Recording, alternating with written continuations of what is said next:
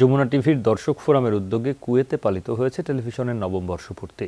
বৃহস্পতিবার কুয়েত সিটিতে এই উপলক্ষে আলোচনা সভা ও দোয়া মাহফিল অনুষ্ঠিত হয়।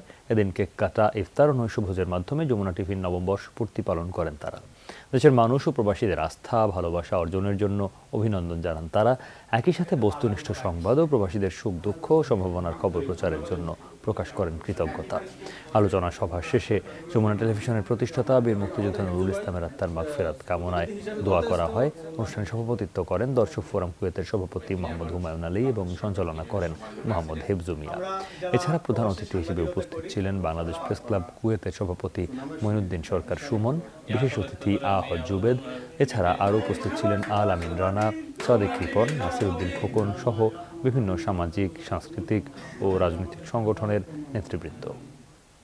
বাংলাদেশ প্রেস ক্লাব কুয়েতের পক্ষ থেকে যমুনা টিভিকে অভিনন্দন।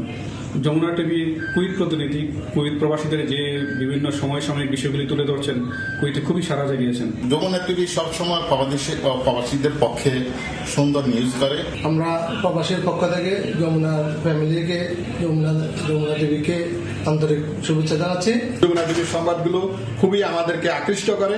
আজকে নবম প্রতিষ্ঠা বার্ষিকীতে আমরা এসে আরো ভালো লাগলো।